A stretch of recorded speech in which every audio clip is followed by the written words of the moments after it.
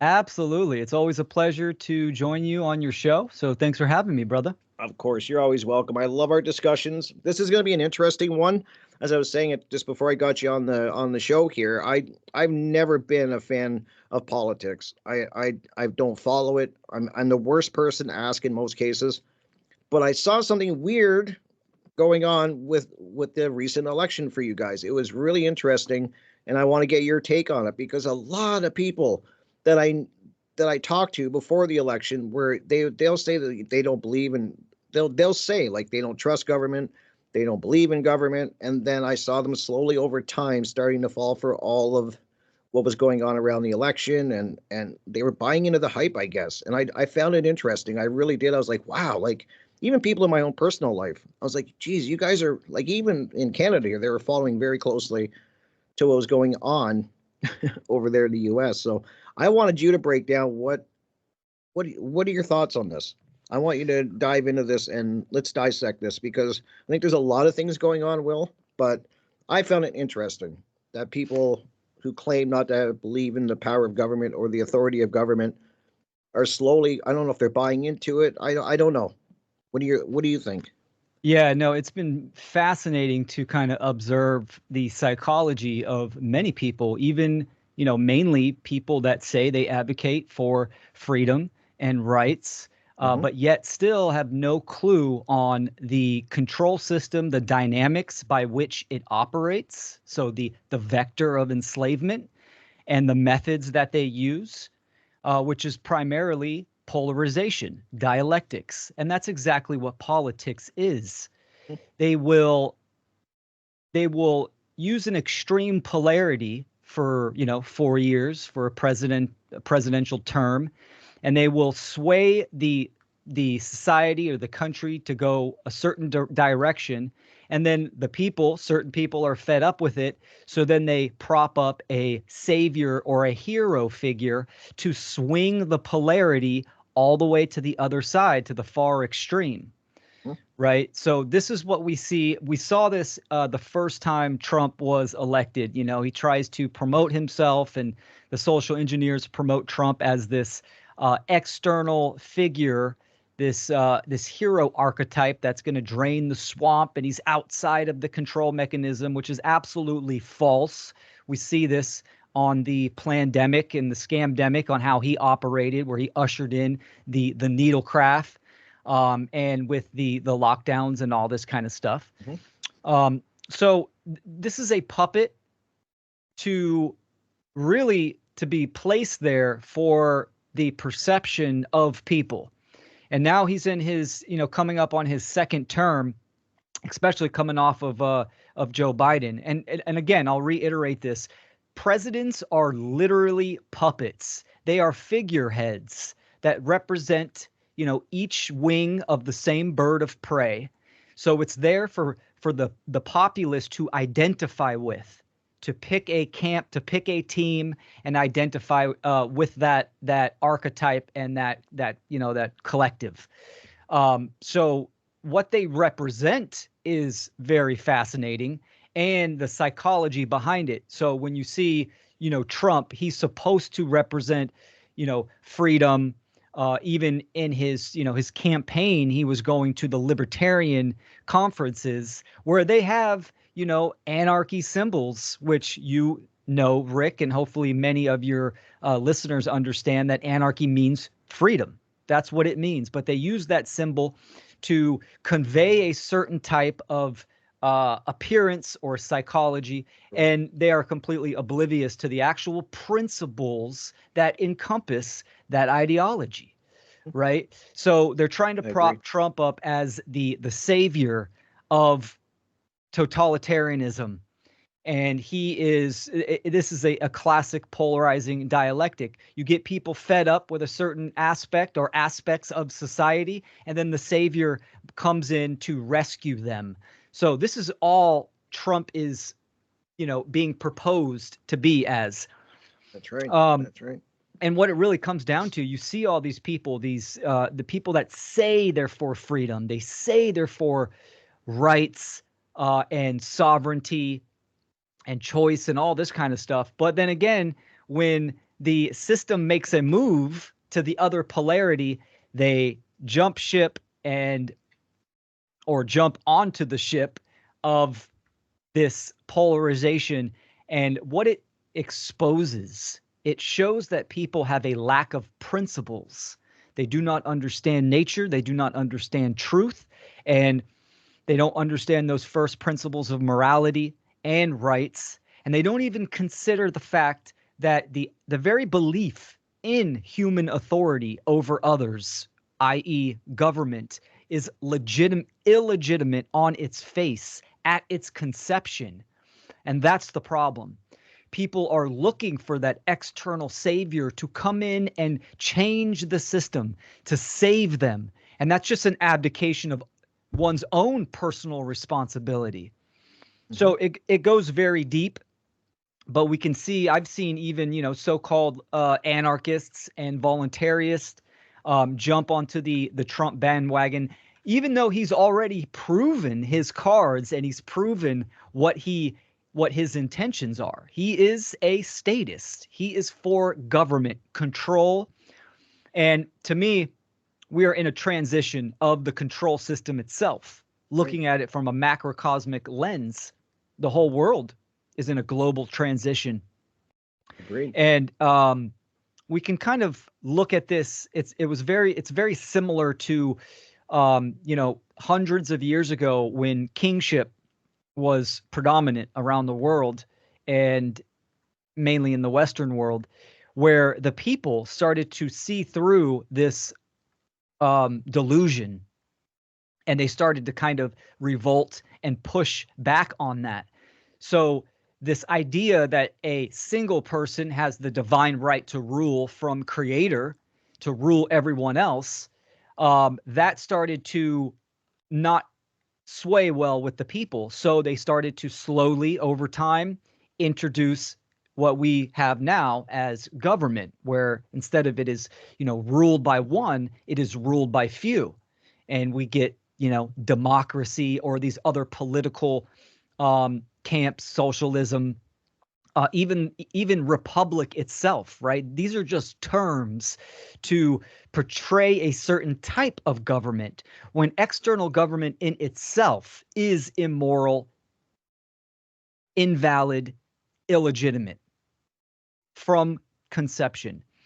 So what we're going through now is absolutely a transition, and it's transition from the classical government or, democracy, which is just mob rules.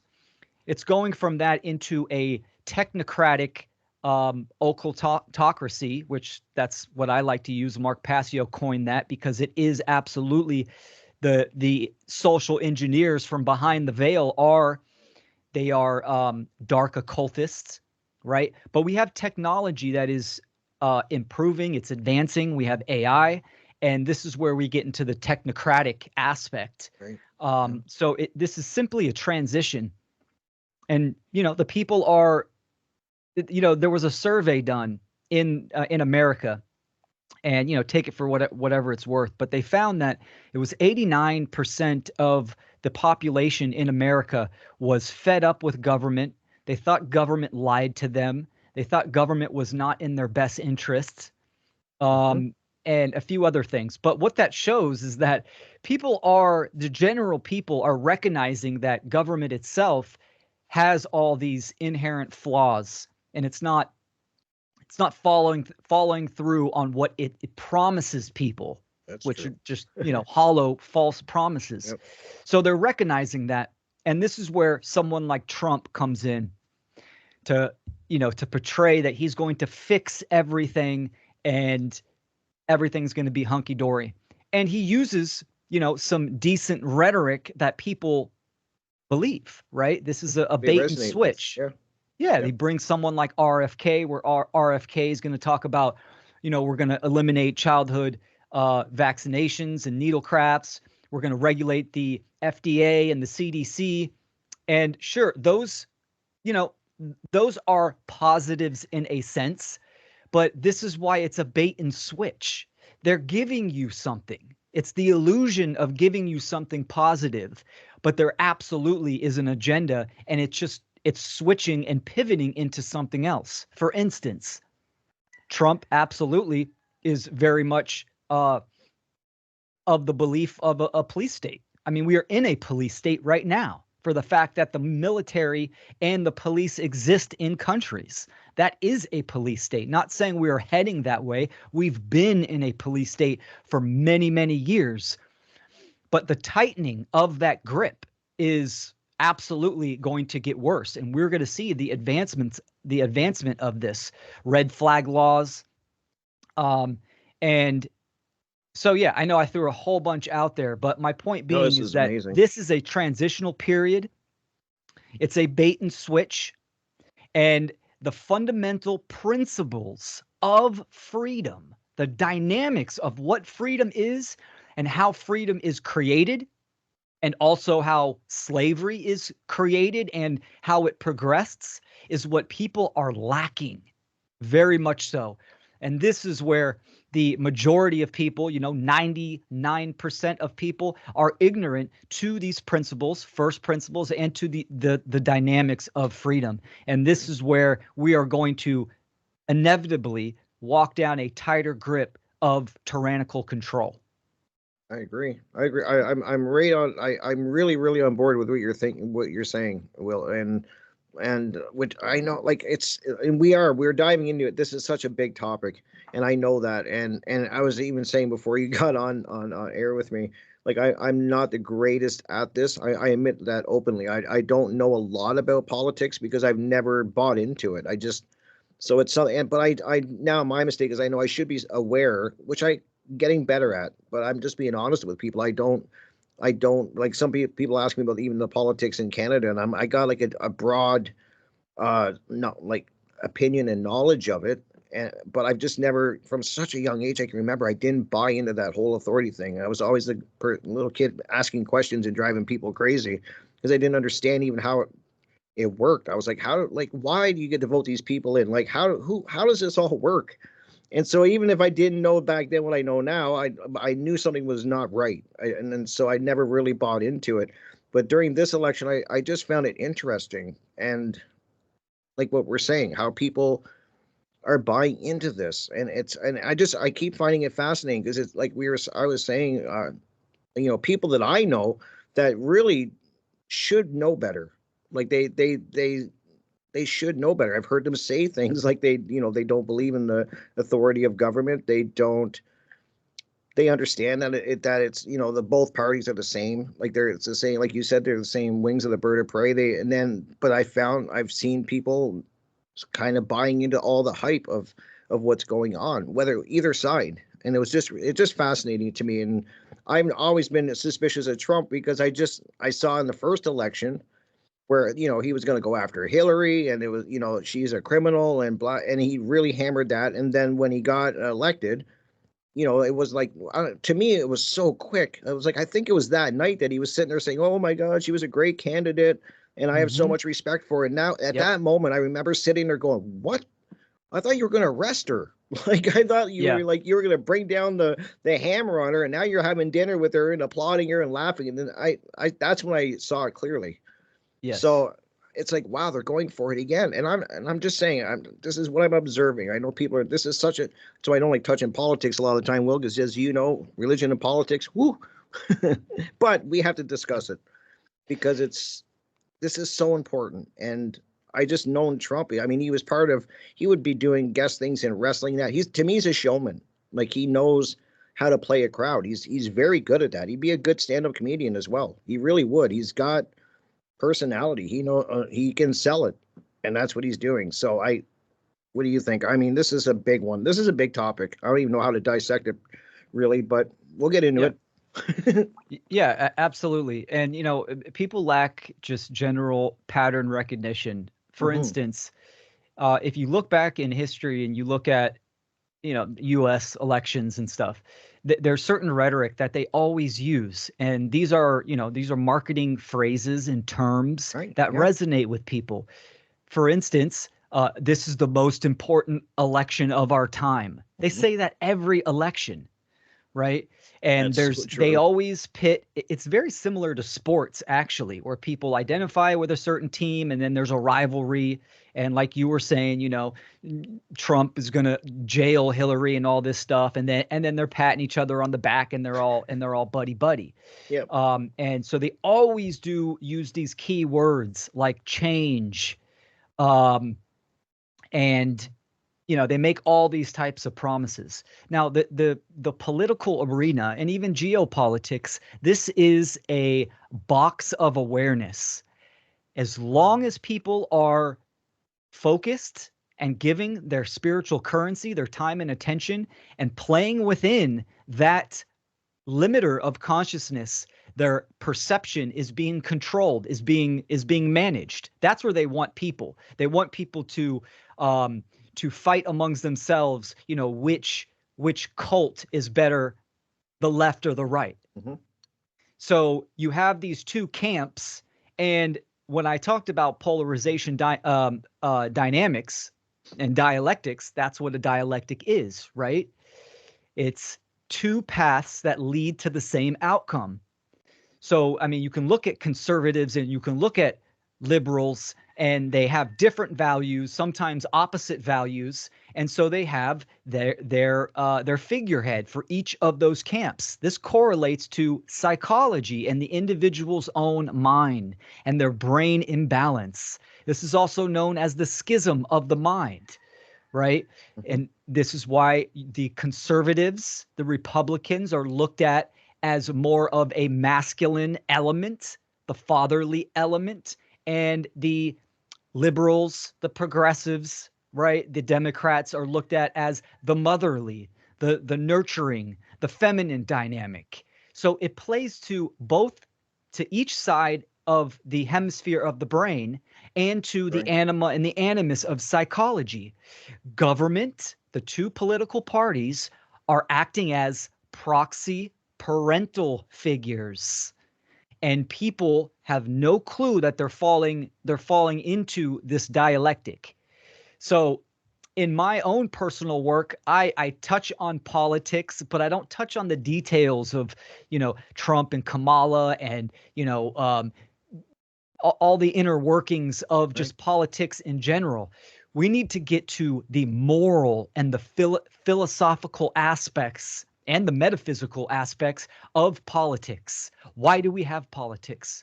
Why does it exist? What are the effects from subscribing to politics? Mm-hmm. Right. So, and this leads Questions. to the deeper, bigger questions of government, what it is, why do we need it, what does it really do, etc. And this is where people are not venturing into, because when you get to these type of philosophical questions, you're getting down to the core of your subconscious mind, things that people just operate at rote, which means automatic, right? Yeah. They automatically think government has to exist. We need government in society. I have to choose one side. I mean, I get it all the time. People go, okay, well, if you had to choose a side, which one would you choose? And none. That is the problem. People are Right. choosing a side. You are choosing. There is no lesser of two evils. There is just evil. That's it. And people are choosing that.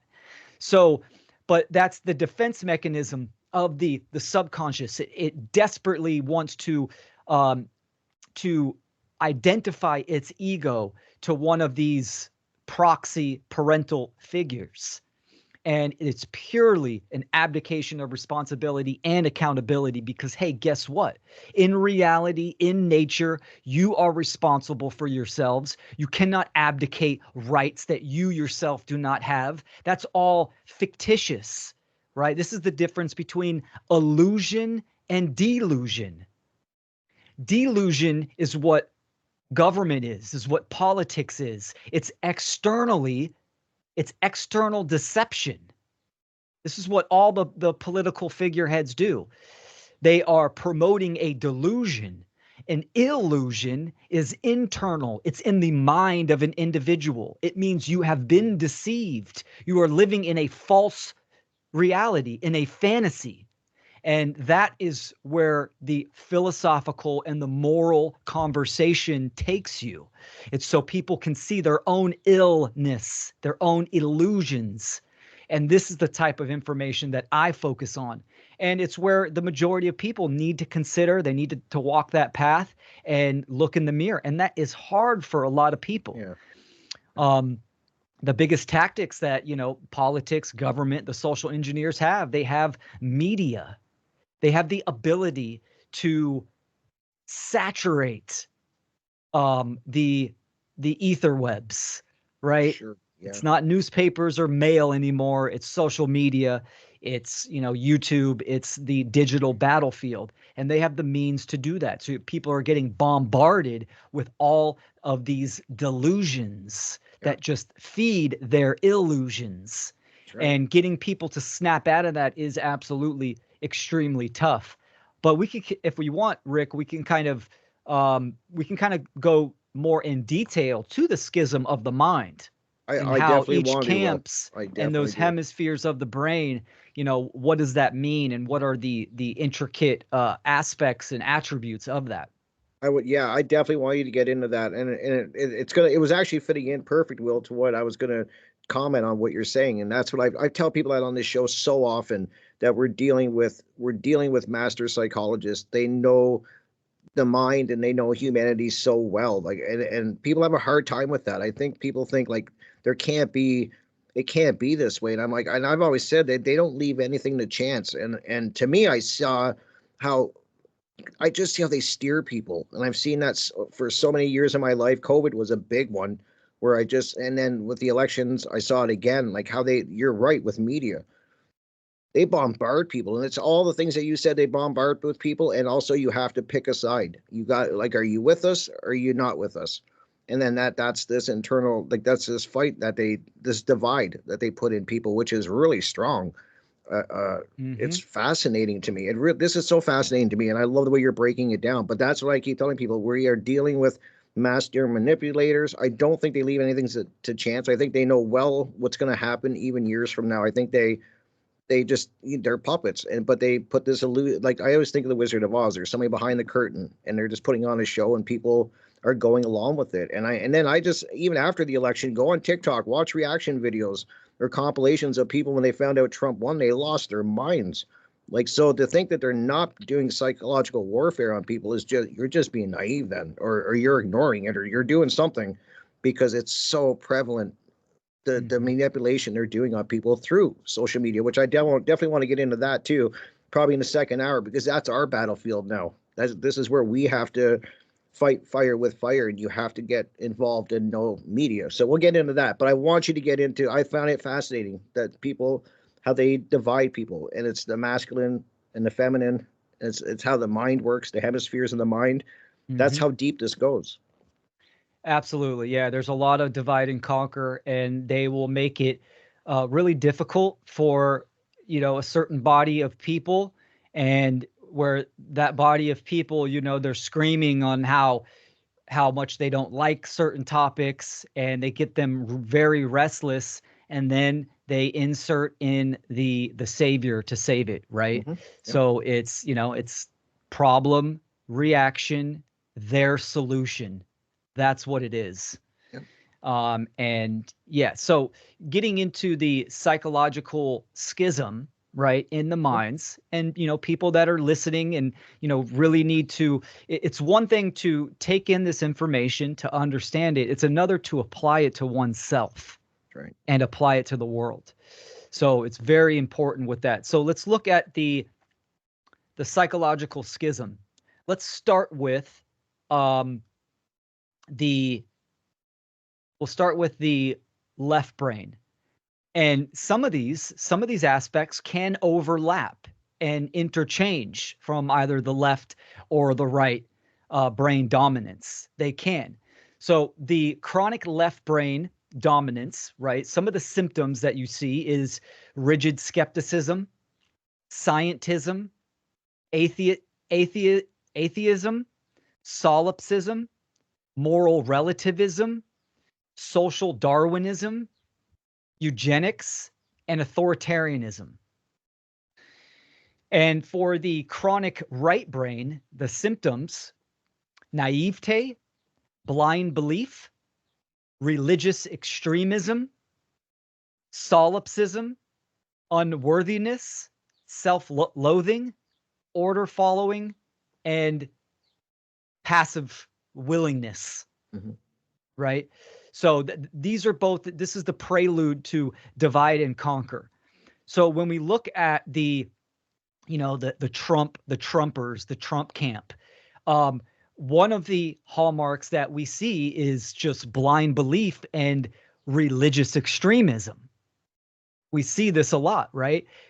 Because I mean, Trump is being propped up as the savior, that savior archetype, and this is why the Christians and Christianity and any one of those type of camps are very much on board with Donald Trump, because it speaks to that schism to them, and also order following as well, right? When I mean, people don't understand that within Trump's regime, he's going to absolutely, invoke a more strict police state.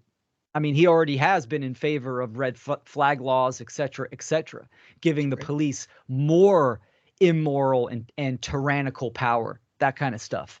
Mm-hmm. And then we see on the opposite side with the Democrats, scientism. It's all about follow the science, and rigid skepticism, solipsism as well. It's all about me, me, me. Moral relativism, which that is, that's present on both sides, but very much on the Democrat, the liberal, the modern liberal, right? Not the classical liberal that means liberation, but the modern liberal and progressive. Very much they are social Darwinists and moral relativists, and eugenics and authoritarianism. In America, the liberals and the progressives were seen as the party for rights, for freedom. That's what it was, intended to do. And of course, they do a pivot. They switch. Now, now both camps are all for authoritarianism, no problem. But we see with the liberals, they're very much for eugenics, and they're so emotionally charged that do anything to get the country in their ideology. For instance, the whole woke agenda. If you don't call me by a certain pronoun, you will be violated and be attacked, right? Or be canceled, or censorship, and all this kind of stuff. Mm-hmm. So it's very much emotionally charged. And during this transitional period, we are seeing a back and forth on the schism itself. That's true. Which is very interesting. We're going into somewhat uncharted territories, even though the principles, the truth remains the same. And that means it doesn't matter if it's left or right. It is freedom or enslavement. That's the choice. So although Trump, if he really does this, right, his campaign or his regime, if he really does, take chemicals, have more strict ingredients for these corporations, that's great. That shit doesn't, excuse me, sorry about that. You can swear. Just F-bomb's not good, but got it. Anything else goes. People are so fixated on that. On the ingredients, the harmful chemicals, and sure, those are bonuses, those are positives. Exactly. Number one, they shouldn't be there to begin with, and number two, where's the accountability and the responsibility for individuals? You want to know why that doesn't affect me, Rick? Is because I don't eat that crap. Right. I've educated myself, and I understand, one, what these corporations and what their agenda is to poison the populace. I mean, mainly in all over the world, right? Mm-hmm. But mainly in America. They want America to be disrupted, and they want them to be sick and unhealthy. And that's for a reason, Rick. That's because we still have access to guns here, and we still have access to invoke that natural right of self-defense. So it's in their best interests to dis-ease and make the schism more prominent in America, which you could almost look at as the last frontier with all these other countries that have been neutered, declawed, and defanged. America is not there yet, right? But So they're they working want on Americans. it. Oh, absolutely. Yeah, It's steadfast, I steadfast. agree. I So agree. they want people sick, but education and knowledge is the solution along with action. So I don't vaccinate my child. I don't vaccinate myself. I don't, as much as possible, buy those, the biological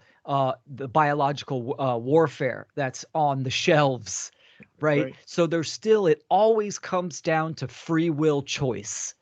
So the people Yeah. that are not activated within their own accountability and radical responsibility see that as a bonus to them. And for certain reasons and promises and hopes, then that makes them want to identify with a certain camp, like, the Trump regime. And it reinforces that belief in human authority. Yeah. This is what a polarizing dialectic does. It does Yeah. two things. It radicalizes one side and it reinforces another. And, both of them are doing the same thing, right? Because you look what it has done, Trump winning the election, what it has done to the left. It has even more radicalized them. The people on the left are literally talking about this is survival, this is life or death. I've Now you heard have that. I people have. that are on the edge of initiating some type of civil unrest. And then on the Trump side, on the right, you have reinforced that religious belief of the savior complex and reinforced the um, just the notion of my side, my team is the best, my team is better. So absolutely, they're going to defend that at all costs. So it's a great setup for civil unrest for sure. They Yeah. both radicalize and reinforce the belief in human authority, the belief in government, that it has validity and legitimacy, which is, that is at complete folly of all of those individuals. That's right. Yeah. God, you're touching on some great stuff, Will. Stuff like, and you would, and I would assume that you would say that most people, if they haven't done the work on themselves, they're falling on the left or the right side of the brain. Like they're like most people are in one of those camps, kind of thing, Absolutely. like in one of those Yes. hemispheres. 100%. Absolutely. And here's one of the big issues is people that think they are awake and aware. They think that they think they're in balance, right? They are most likely not. Mm. Most likely not. And I can prove that. And I can prove this for any of the influencers out there or, the freedom fighters. If you are not talking about objective morality, if you are not talking about natural law, which is the underlining foundational dynamics that create freedom, if you are not talking about how the belief in human authority is illegitimate and this is the problem that we have government, if you're not talking about those, what rights truly are, then you are absolutely not in balance. You're not in the know. And therefore, you are most likely promoting an agenda and you are promoting the delusion or misdirection in some capacity. That's so well said. I'm just sitting there going, wow, like you explained it so well, Will. You really do. And this is the kind of stuff that I love getting into. And I'm glad you brought up the health thing too, because that's something that on Thursdays at Jonathan Wright, my co-host, we talk about. It's kind of turned into mostly we talk about health because I realize how important it is, and I'm sure that comes from not me having this my condition. I just know the value of being healthy, and I know my condition was with the experimental vaccines I got as a child for I had severe allergies, and they didn't say it was a vaccine. They said it was a treatment. But now, hindsight 2020, we can go back and look things up. It was absolutely a test vaccine that they were using on me. And then coincidentally, 4 or 5 years later, I get my condition that is not in my family anywhere. And so, I think there's a lot of things going on, but I just find it, I just think it's so important that you brought that up, because it comes down to choice and educating yourself. And that's why I talk so much about health, especially on the Thursday show with Jonathan. That's mostly what we cover, because it's so important. And you're right. Um, and our food is horrible. Our water is horrible. We know this. Our air is horrible. And this is where you have to start educating yourself and take responsibility. I tell people you have to take responsibility and educate yourself of what you're putting in your body. It's so important. And where I live, you got 2 or 3 aisles that have really healthy food. It's not really even that healthy. The healthy food's not even healthy, really. It's the quality of it goes down and down and down, especially from even 20 years ago, 30 years ago. So this is a big thing, and I just like the way that you touched on that. I think if you're not healthy physically and mentally, you're already behind the 8 ball. So that's why I love that you brought that up, Will, because I talk about it so often. Because me taking responsibility for my health has changed my life. It's got me doing things I never thought I would do, and I had to eliminate a lot of things. And that's the thing that's scary. You can see what they're promoting. You have where I live, you got 3 aisles at best of healthy food, and then you've got 25 aisles of, it's just aisle after aisle of garbage.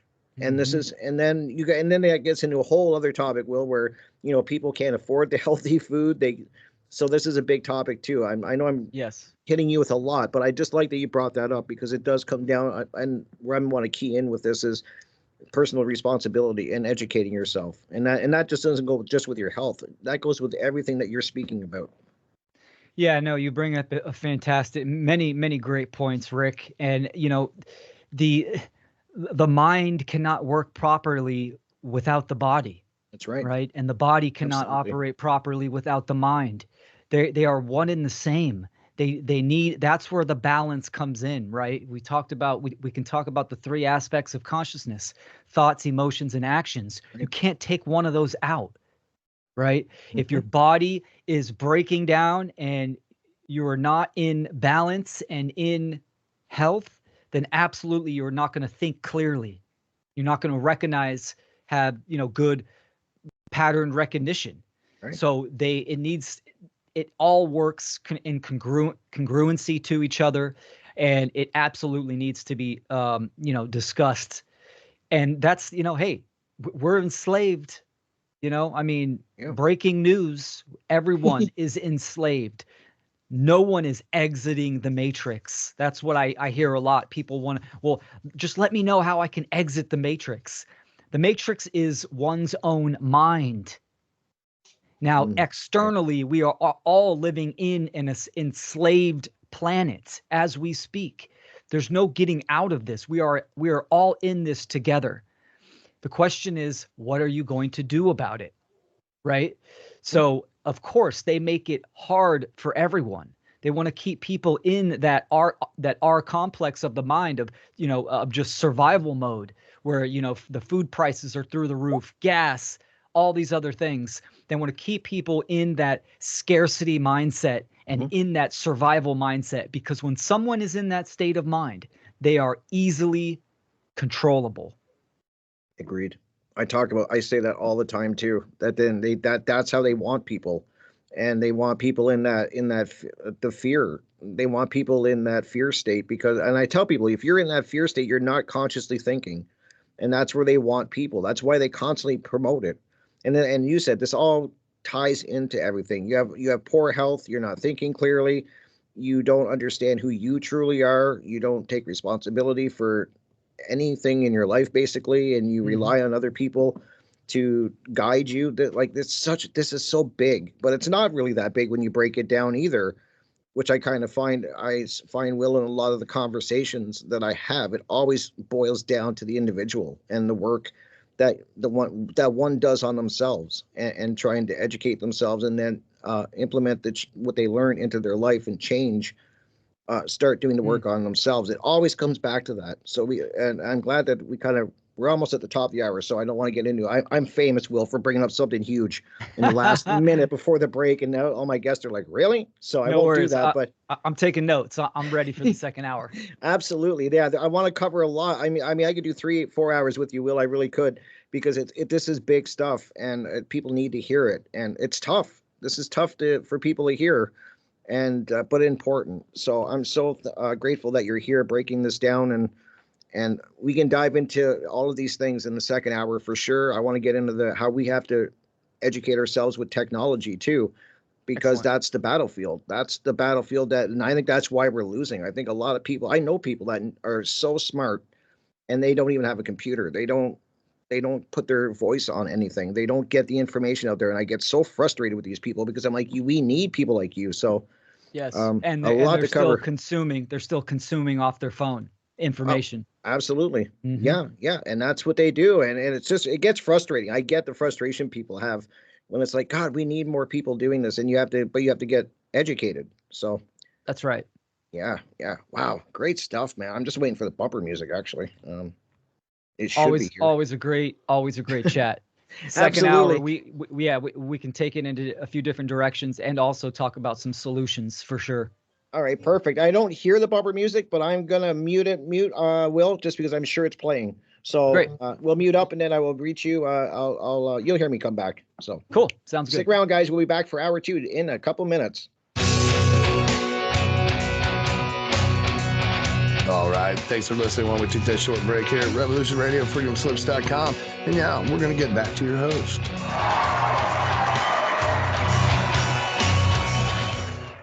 Welcome back, everybody. I hope you did enjoy hour 1. I have an amazing guest with me, somebody I value very much, and I learned so much from listening to their discussions and their content they put out, and all of the things that this man is doing to try to wake people up to what is going on in the world, which is what we are doing in the first hour. That's what we did, and I'm looking forward to hour 2. Will Keller, welcome back. We hit on some big stuff in hour 1, and I know you were taking notes. And I want you to kick off hour 2, where you think that what you think is most important and what we should get into, because you're explaining it very well. Excellent. Yeah, no, we did touch on some things. So we have to understand that you have to first recognize and diagnose the problem correctly. Agreed. Right? Before you can, the solution is always in the correct understanding of the problem. And, this is where people are failing, tremendously. They don't have true discernment. Their judgment is cloudy because they're lacking that vital knowledge of objective morality, natural rights, etc. Right? Like what we touched on earlier, the foundational questions of what is a right? Where do your rights come from? Right? So no, they don't come from a piece of paper. They don't come from a book, the Constitution. They are inherent to existence, to nature, right? Something as simple as that, yet it's so forgotten and misunderstood. And Right. everything comes from those foundational questions and answers. And yes, there is truth there. You can have the correct answer. So diagnosing the problem is 100%. I mean, it has to be done. It has to be done. And recognizing that we are enslaved has to be recognized first, right? Before you can implement any type of correct solution. And that's where people fail, right? They haven't diagnosed the problem correctly. So they think the solution is Trump. He's going to drain the swamp, or, RFK and Trump together and Elon Musk are going to, save us and this kind of stuff. They are doing a misdiagnosis. Their solution is wrong, is incorrect. And so that's the first step, right? Recognizing the problem and diagnosing the problem correctly. Yep, agreed. You're so right. I'm just thinking about my condition, that if I went at it and I didn't even know the problem, I don't know how am I going to find a solution. And that's what I was thinking when you were explaining that. It's like you're so right. You have to know the problem. And I think that's really important. That, like, to me, that's key. And this is the foundation I think is missing in so much, is what you're breaking down. And I harp on it so often, but you have to. I think you really have to, because it's that important. And I think there's this foundation that a lot of people are missing, and that's this internal work and getting the knowledge that you're speaking of. A lot of people, I always tell people, we'll go ask people if they define a right. and see what you're going to get. You're going to be shocked. The answers you get, or who, Hmm. or like who, where do laws come from, and what, and all these. Just start asking questions. I tell people that's why I love talking to people, and I especially love it face to face when you can get into a great discussion uh, and really drill in on a subject and kind of get their feelings and their thoughts on things, and then you'll really be shocked. And it's no wonder to me that I would say that we're losing rights daily, basically, and we're losing more and more and more, because how do you defend something if you don't even know what it is? Yeah. You know what I mean? Yeah, absolutely. And kind of touching on the schisms of the mind, where you have the Democrats being that scientism and moral relativist and social Darwinists, right, where it's all based upon solipsism and relativity, meaning there is no truth. You can't know anything. It's all about your feelings and emotions. It's all about what I say, and I want you to call me by my correct pronouns, etc. And then you have the other side with the Republicans that are fully polarized in this in the religious aspect of Trump being the savior, and we need an external savior to come save us. That is the divide and conquer right there. So talking to people, how do you remedy when someone is polarized on either sides? You bring the conversation back down to the philosophical area, genre, like Right. you just said, asking people, well, what is a right? Someone on the left says, my body, my choice. Okay, so what is a right? You say you have the right to do this, you have the right to do that. What is a right? And then, on the Republican side, um, with the savior complex, same thing applies with rights. Oh, you're the party of freedom and rights, and Trump's going to save us. Okay, well, what is a right? So it covers the whole gambit when you're Right. diving to the foundational questions and the foundational rhetoric that people need to delve into. Absolutely. Yeah, it's fascinating. I always tell people that. I've been saying that forever. Talk to people, like actually get out there and, if possible, face to face. But it doesn't. It's not necessary. But I find that you get an honest discussion when you're actually talking to people. And I was shocked. And I remember Mark saying that one day in one of his shows. He was like, "Go ask somebody what a right is. Go." And then Hmm. take that challenge, and you're going to find it. Then you're going to get a good picture. And go ask different people. Don't ask your group of friends or people that are in the same mindset as you, because you're going to get that's not what I'm saying. I'm saying go out of your comfort zone and talk to as many people as you can.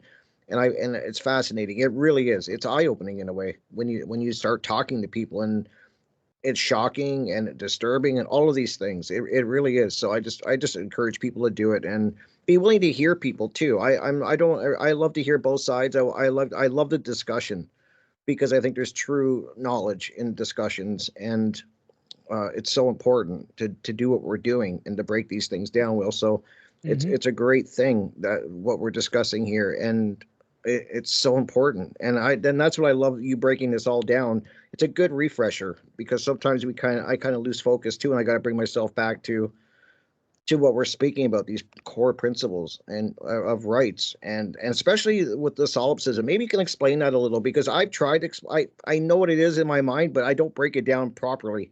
But that's a big one, because you were saying, like, people, like, there's no such thing as truth. How can you know the truth? There's no. And then that's disturbing when you start hearing that kind of talk. At least for me it is. So maybe you can kind of break down what's going on with that. Oh yeah, and both sides are very solipsistic. Yeah. So Yeah. the what solipsism is, it means that one's own mind is the only thing that exists. So it's Wow. it's pure egotism. It's pure selfishness. So it's all about me, me, me.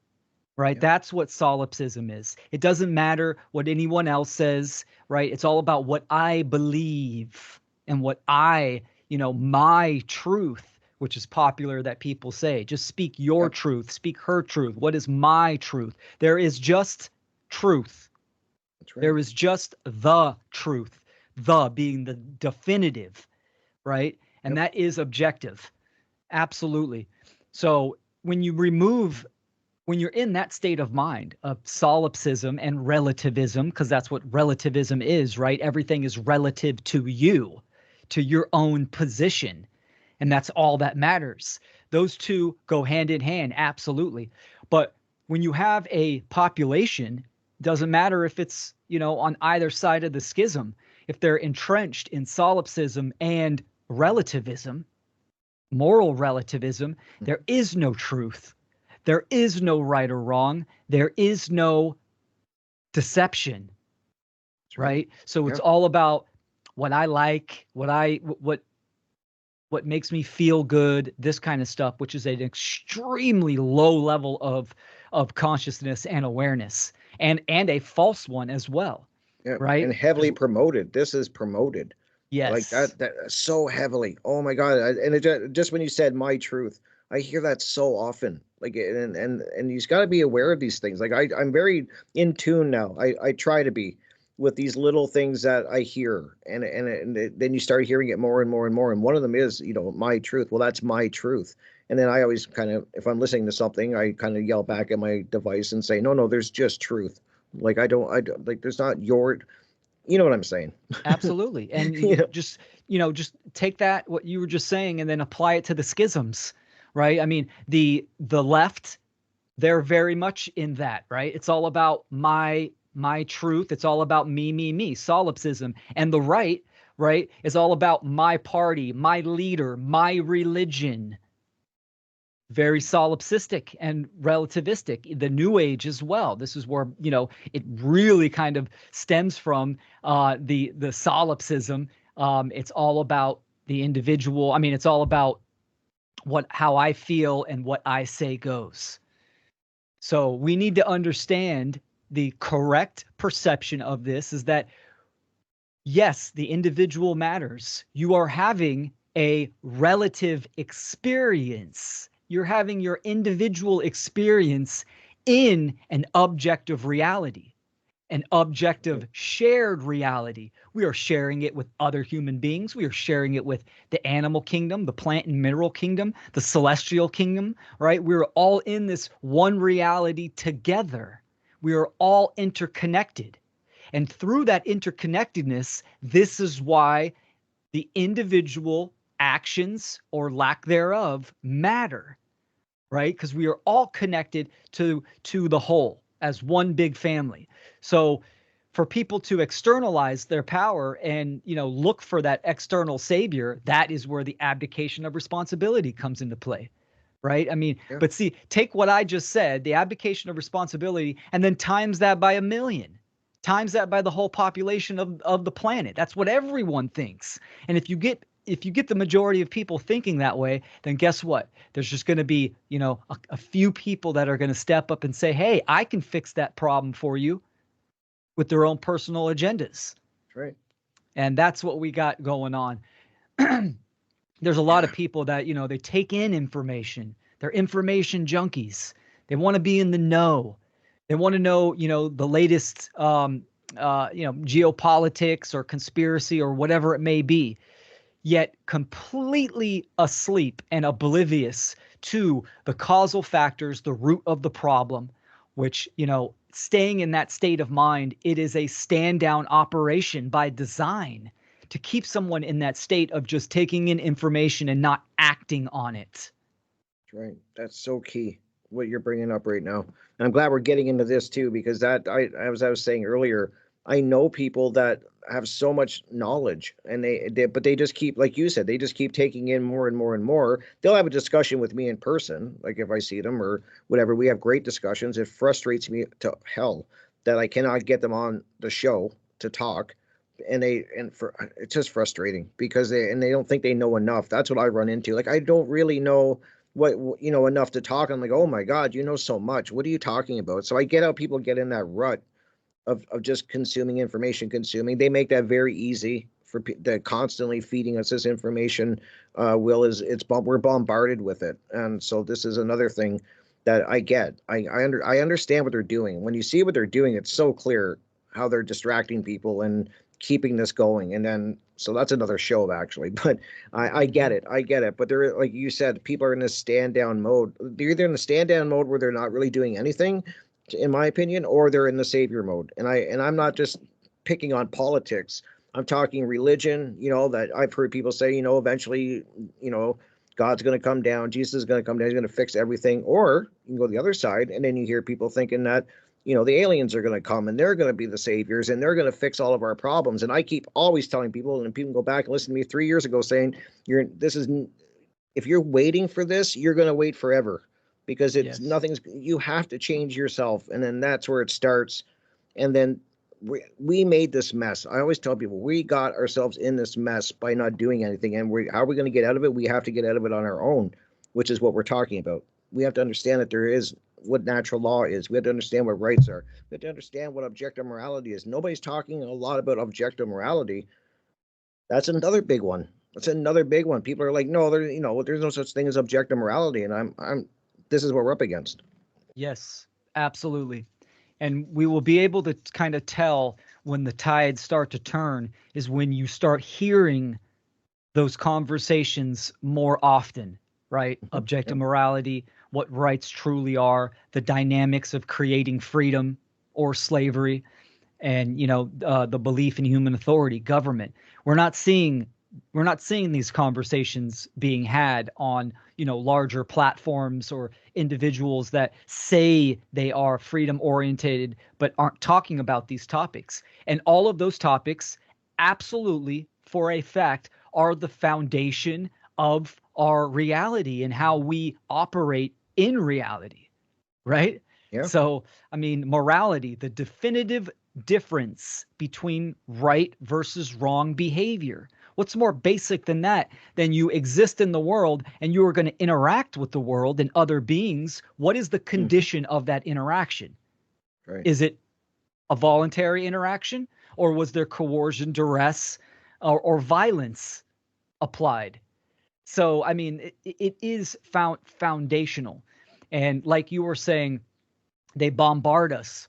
They bombard people with all this different, pathways and vectors of information. It's just mind blowing to see how, people get stuck in these cul-de-sacs, and there's so many, tribes and camps. Even, with the aliens, the blue avians are coming down. The second coming of Jesus, whatever it may be.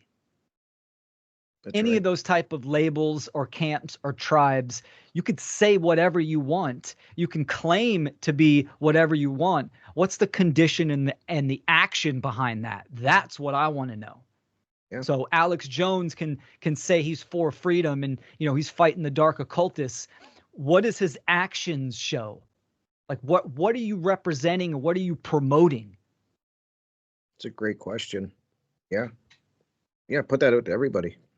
And that's the thing, yeah, exactly. I mean, these are things that individuals need to consider themselves. You have to recognize that we are being enslaved in society. Okay, what's slavery? It's a claim of ownership upon your property, your body and your property, right? That is the definition of slavery. Now you apply that to the world. You apply that to government.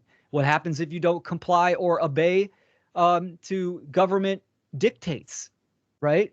Then you will be harmed. You will be violated. So right there's a claim of ownership saying the government is saying that they own you. So it's foundational, but people, there's so much noise and garbage and distortion and static in one's mind that to get them down to these foundational topics, it takes self-work. It takes individual self-work to, bring to the middle path and ground oneself. So much work. Oh my God. It really, but then like you said, and I was saying it earlier too, Will, it's so simple when you boil it down, like when you really get to the root of it, you're like we should know this. Like this should be common knowledge. and it's amazing how they've done. And that's how I know what we're up against. How distorted, as you were saying, the noise, the chatter that is going on, which I know is by design to keep people from doing the work on themselves and quieting themselves. And I think it's so important. I mean, it really is. And I always harp on it, and I feel bad sometimes for my listeners, Will, because I keep going back to it. But there's a reason I keep going back to it, because that is where this is leading. Mhm. And we can discuss all the things that are going on outside in the world and whatever. Pick your poison. We can discuss these things and forever.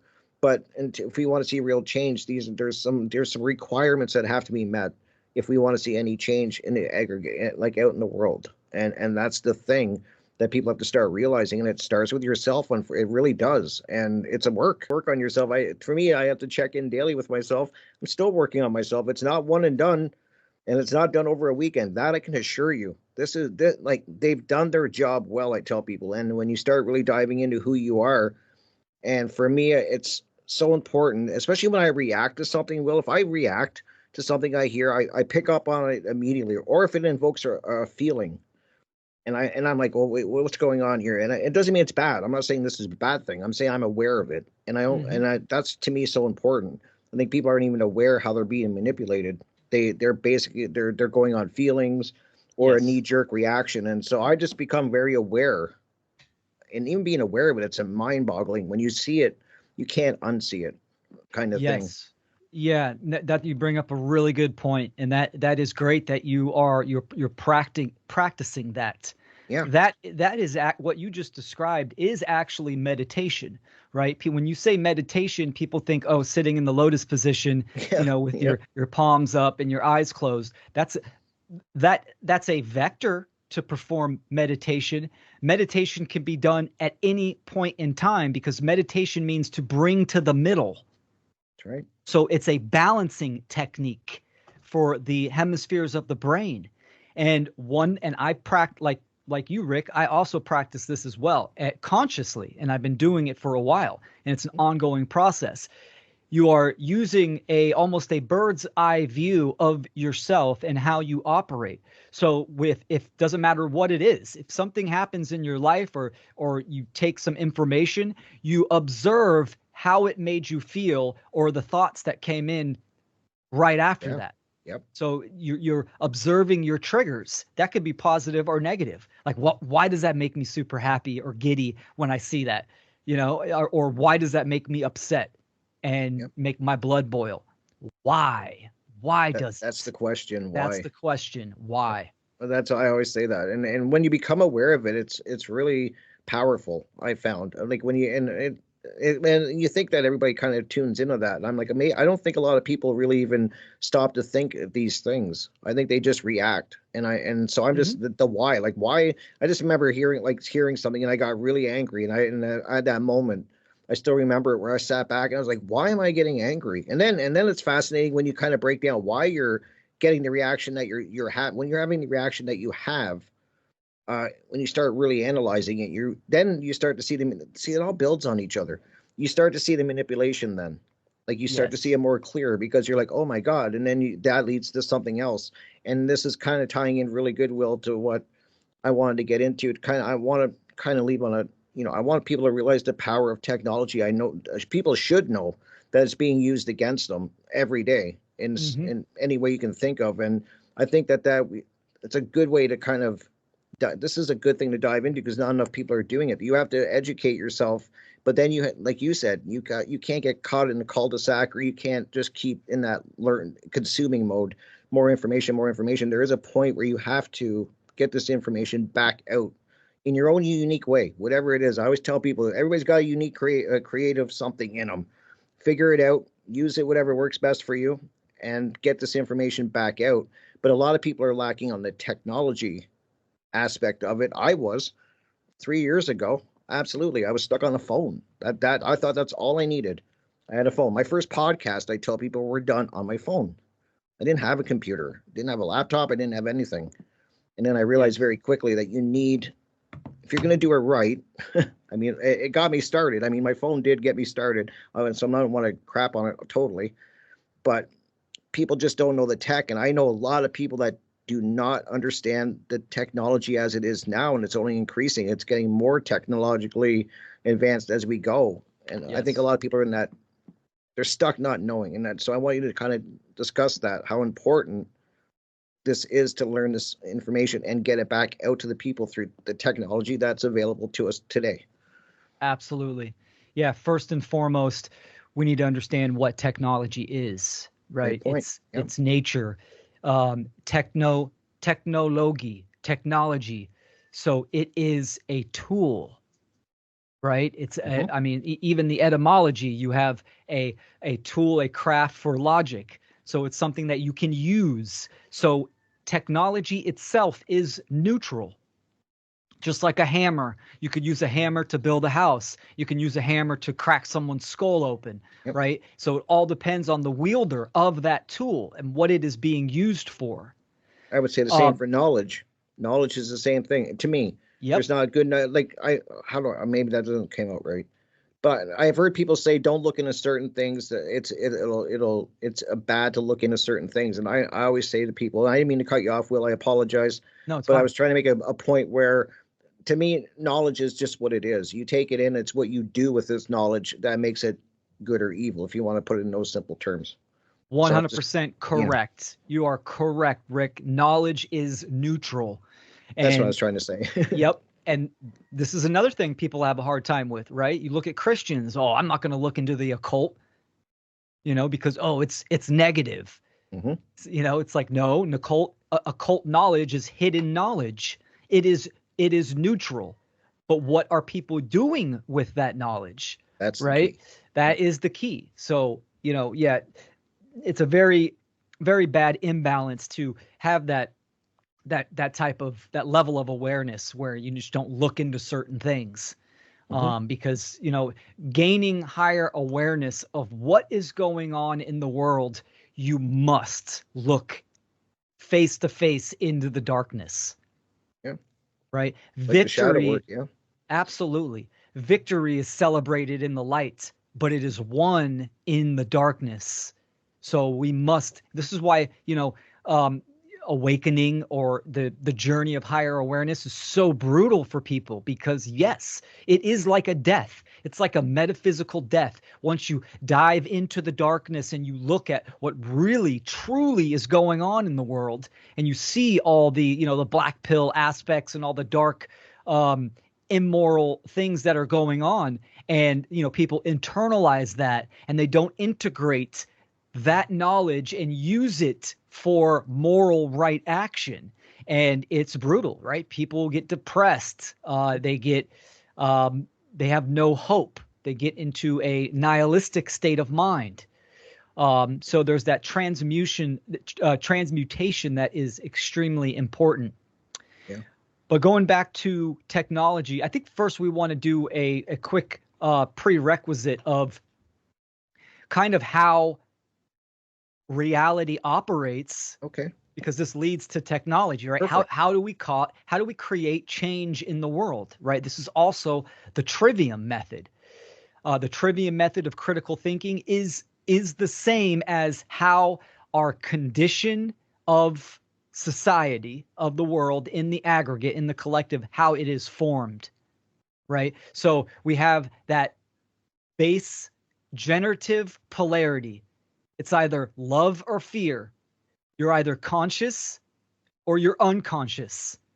That is the generating polarity, the starting point, the 0 point. And then from there, you will be in the initiating expression. So you're either going to take, if you're conscious, you're going to take in knowledge. You're going to take in correct knowledge. And you're going to accept the acceptance of truth. Or, since in the negative, you're in a state of fear, you're unconscious, you are going to be ignorant, the refusal of truth. Then, so that's the initiating expression. Now, moving to the next step, we have the internal expression. So what is happening inside of us? From the love polarity to taking in knowledge of truth, you're in a balanced state of sovereignty, right? Internal monarchy, meaning you are a ruler of yourself, your thoughts, emotions, and actions. And if you are in fear polarity and you are in ignorance, then the internal expression will be confusion. You have that internal contradiction. The next step is the external expression.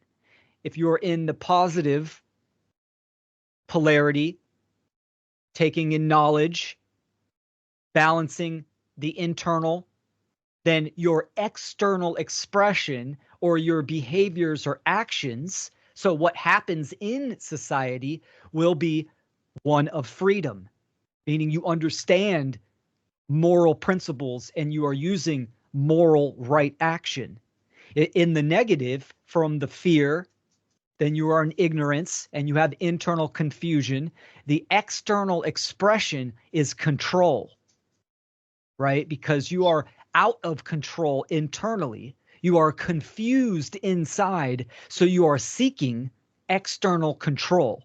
It's exactly how both sides of the political parties operate.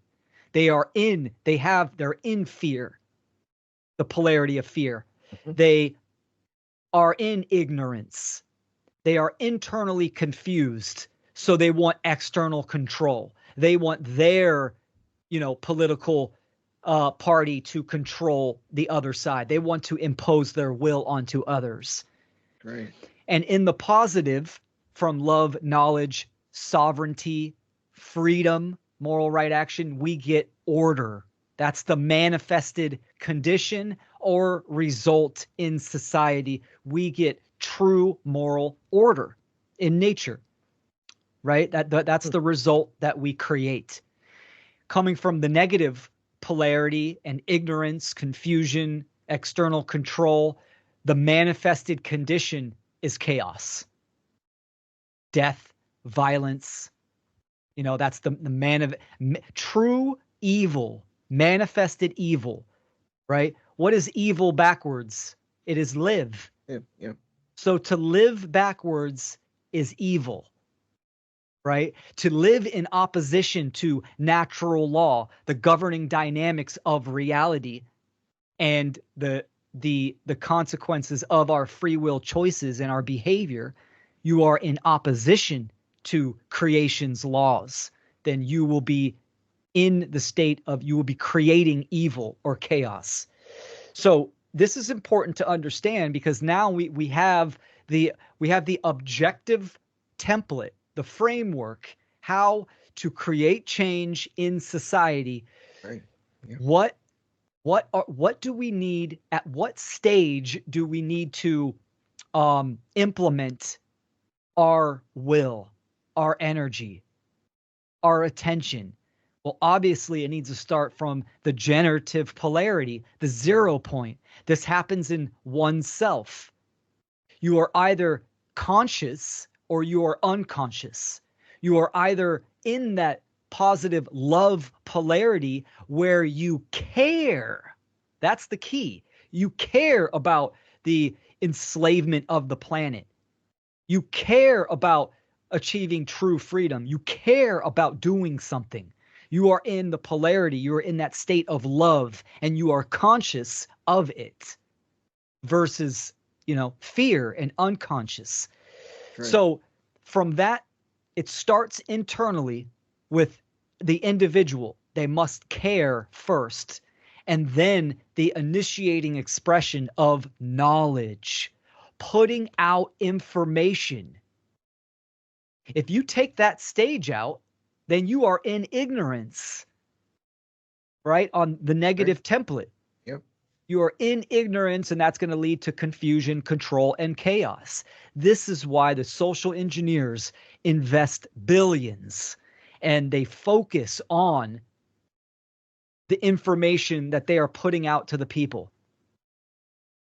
Keeps them in a fear generative polarity, and it keeps them ignorant to how to truly create change in the world. So, what is the knowledge that we need to know? Well, we need to understand natural law and how reality objectively universally and immutable, how it operates and functions. This is the dynamics of creating freedom. We need to understand natural law. It's binding to us all. Belief is not required. It just Exactly. is. Yep. It is truth. It Yep. is the absolute truth put there by creation in nature.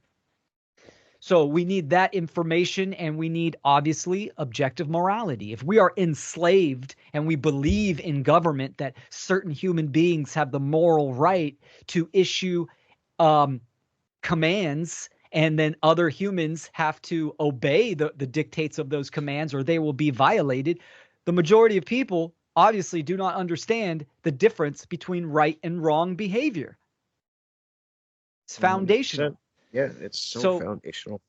So, that's the knowledge, and we can observe the world, and we can observe how, the majority of the influencers and the quote unquote teachers and educators in the world, that the big influences of minds out there in the world, and the propagators of information, they aren't talking about these kind of things.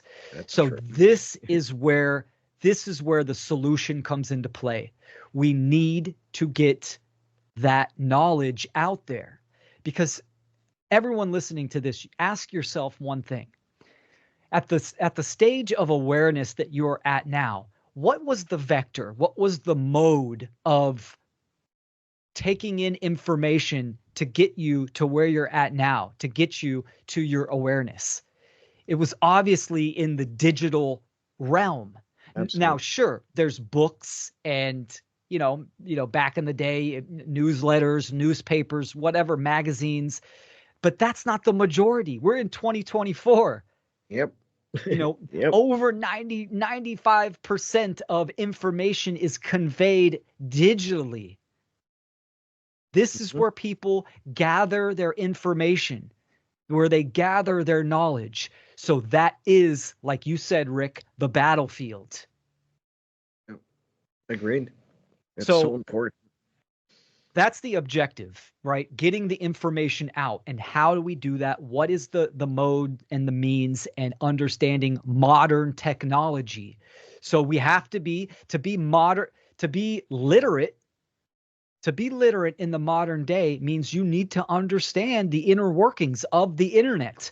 You need to understand how powerful generating computing functions, meaning not on your phone. Sure, you could do that on your phone. You can learn how to do it, fairly well on your phone, but that's not ideal. You want to be on a desktop computer.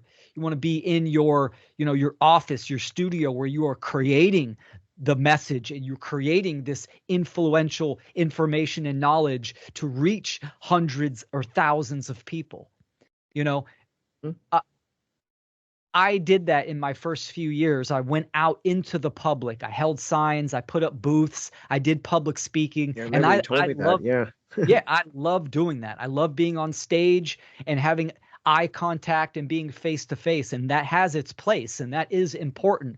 But that is almost secondary to creating content and information and putting it out there into the ether webs, just for the simple fact that you can gather, and you have the opportunity to reach more minds. That's right. 100%. Yeah. Absolutely. Yeah. So that's what's lacking nowadays, is that we have a lot of people that say they want freedom, that say they want change, that, can't even be aware of what truly is going on in the world, but yet they are in that generative polarity of fear towards technology. Oh, AI is gonna enslave us even more, or they're gonna become sentient, which cannot happen. And but yeah, sure. The social engineers are going to use that technology to tighten their grip on slavery. Sure. Yeah. We need to understand what that technology is and utilize that for truth, freedom, and morality.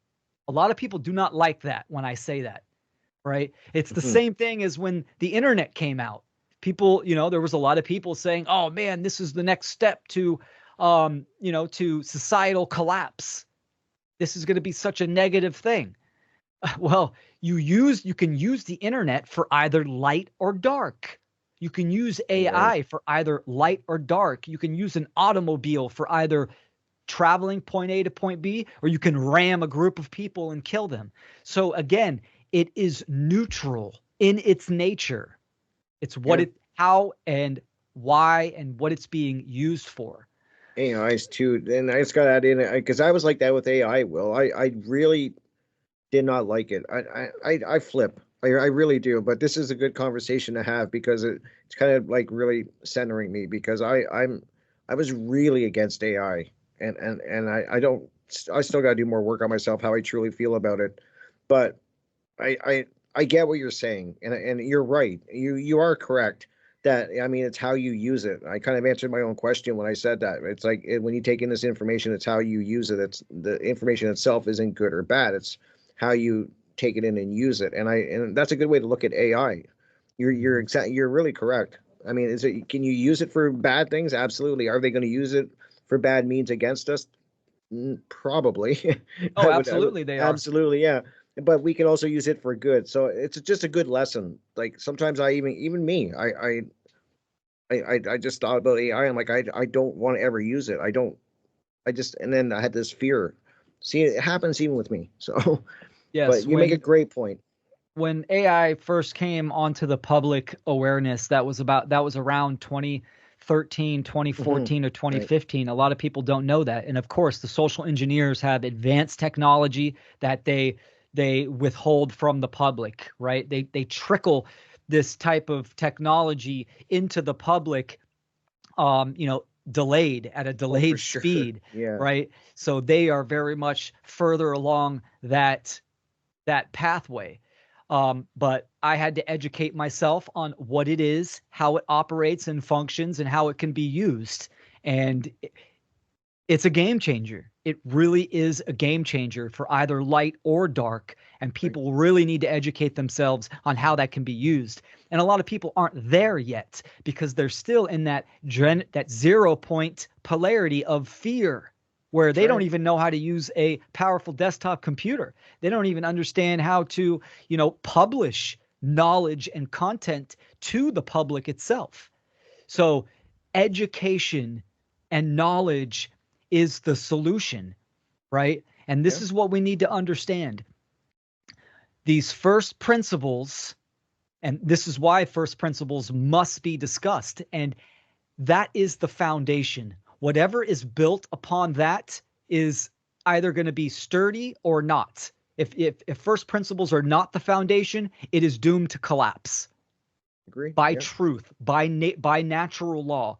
So thinking, oh, Bitcoin is the answer, it's going to save us, or cryptocurrency. We just all need to grow our own food. That's the answer. We all need to, do this, or have a free energy needs to come out, and that will save us. Although those can be pathways to something beneficial, it is not the solution. The solution is understanding first principles and getting and publishing and getting other people to understand first principles. That is the bedrock, the foundation where, agriculture, health, financial, scientific, everything else, when it stands on that foundation, it will be sturdy and it will be strong because it's based on moral principles and it's based on truth and natural law. That's right. Well said. And I totally agree. That's it's so important what you just said that people understand what you're saying and the discussion we're having that it's just very important that people start to realize that the and it was a great I like I said I gotta say it again with AI. I'm glad you kind of brought that up. It's even people need sometimes hear things a few times to get it through. And now I'm kind of opening up to AI because I'm like I understand like and you make a great point like back in the day when computers were first coming out. Now I remember people saying, "Oh my God, it's going to be the end of society," kind of thing, and the internet. Oh my God, and you're right. It's what it's used. It's how it's used. That it's just important. And so Absolutely. this is so Yeah. important, but you need that strong bedrock foundation. I get that, and that's the problem is that we're people are building society on a very shaky ground because they don't even understand the first principles. This is the key what you're talking about right now to see real change that we all want to see in the world. Yes, at 100%. That is the key. Understanding, knowing, and acting on first principles, right? I mean, that's the social engineers, the control structure. It is all built upon the ignorance of first principles. That's it. That's it. Right. You take that away, everything else crumbles down. So it's based off of the ignorance and that negative knowledge of, the lack of understanding of first principles.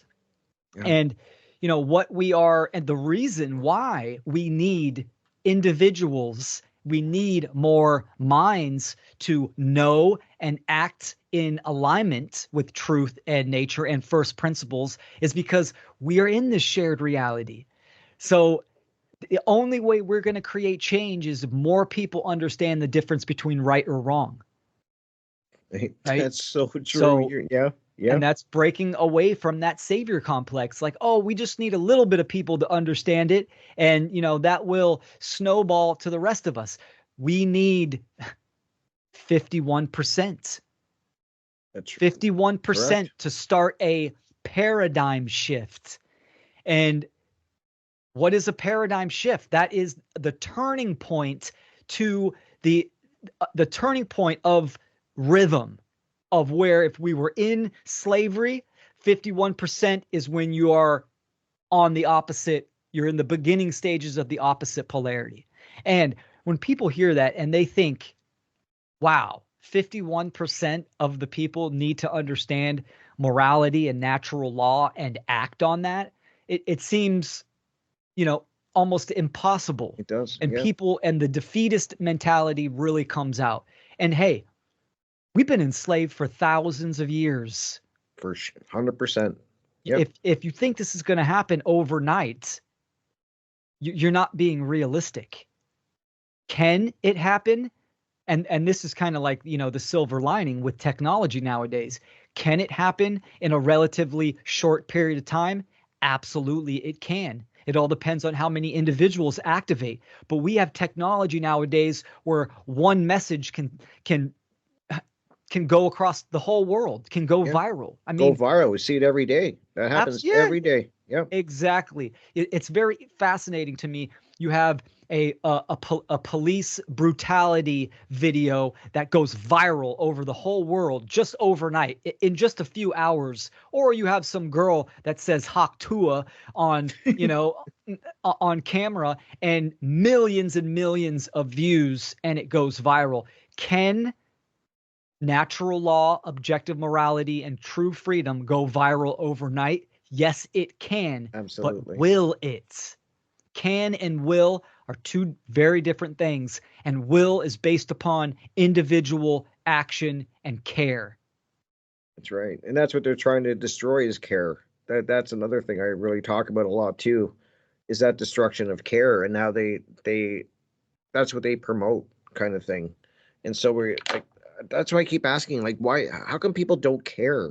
Like, where is care gone? Like, and I'm not saying everybody's like that, but I'm just saying in the grand scheme of things, care is something that is lacking. And I don't know what's causing that. I think it's a lot of influence from social media, and it's just such a big topic. So once again, I'm staying true to form, Will, and hitting on something close to the top, to the end of the show. So at least I'm staying in true form. But Absolutely. You bring up great points with, and then we didn't even get into free will, and we have this, that's so important too, because that can go either way. Like, this is an important aspect of it. We have a choice. This comes down to a choice of how you want to what's a good word? Help me, Will. Like, you have a choice. You have the free will choice to either do good or evil. This is Absolutely. And this is really important too, that people realize that we do have free will. Absolutely. That's why it's considered the greatest gift, right? Versus it really is. You look at something like animals where they do have a will, they have an individual will, but they are largely instinctual because they're part of a collective. Human beings are also part of a collective, but we have that full individual free will. gifted from creation. So everyone has the choice. And this is, the two pillars of reality. You have natural law, which is determined. That is determined, right? And then you have your free will choice. So upon your free will choice, the consequences will be guaranteed, either positive or negative. So you have the choice. This is why when you look at, government, politics, the institutions, this is why they invest so much energy into knowledge and information, because perception management is behavior control. Because people make the free will choice based upon the information that they have gathered. And if you tamper and deceit and usurp the information that people are taking in, their behaviors and their free will choices will not be in alignment with moral principles, will not be in alignment with creation's laws, and they are going to be supporting and promoting violence. And slavery. That's so well said. And that's exactly perfectly said, Will. And I can't believe how quick the show went. I mean, these discussions are so needed, and I'm so thankful that you came here once again this evening. I enjoy these conversations immensely. I really do, and I learn from them. I'll go back and listen to this, and it's good to check in with yourself, because we all get distracted. I guarantee I do. And sometimes, you have to have these discussions, even if you think you got a good grip on it, which you still can get distracted. It's because they do their job well. And so I always tell people, you have to kind of sometimes center yourself and pull back and kind of check in with yourself. I try to do that every day, because they're really barraging everyone with this, what we're speaking about, with all of this information. So I think it's just really good to, once in a while, you got to check in on yourself. And we're all susceptible to it. We all get distracted. We all get pulled different directions, and but it's when you're true to yourself and you've done the work on yourself, you start to realize it quicker. And so I think these are great conversations, and this is needed more, these conversations. And so I'm looking at the time. I want to make sure I give you a chance. Well, what are you working? I know you're always creating something or have something in the oven kind of thing, working on it. Where's your attention going recently in creating? Yeah, absolutely. I'll express some of that. And real quick, I'll just say a little closing statement on this fantastic conversation that we had today. And I thank all the viewers and listeners out there. Appreciate your time and attention. We cannot ignore the problem. Ignoring the problem will not make it go away. Why we have the capability and the capacity to communicate by using the voice, this is what is important. This is what a huge aspect of what makes humans is that we have a voice to expel vibration, to create influence and change in the world. So we have to use that while we can. And, so when we have, governments and, a narcissistic relationship, which is government, there's only one method, and that is to use the voice and say no to that force of deception and transgression. So it's all about, what are you going to do about it? So very important. And, don't kneel, don't steal, and don't kneel. That's what we need to live by, and we need to prove that in our free will choices. Don't steal and don't kneel. Great advice, yeah, so what I've been working on we got about 2 minutes. I want to make sure people know where. Okay. That would be awesome. Yeah, my partner Logan Hart and I just released Ostara Hydrogen Therapy. If anyone is interested in a powerful, revolutionary health modality to balance the body and to aid in recovery and just, general function, hydrogen is absolutely where you want to check out. It's been scientifically proven. It has a long, robust history, so people can go check that out at ostarahydrogen.com. And again, you can get to all my links on my website, which is willkeller.com. I tell people, message me, check out my presentations. If you have any clarifications or any questions in general, you want to communicate me, you can do that through my website, willkeller.com, and even get to my One Great Work Network profile page. So yeah, you Rick, got everything perfect. It's all there. Yeah. Yep. You go to willkeller.com. Yep. We got Funnel 4, the Freedom Under Natural Law Conference, number 4, which is Humanity Rising. That's coming out. A free online event coming, 2 days free online event coming out in February 2025. People can get there through my website as well. Rick, I always appreciate the work that you do.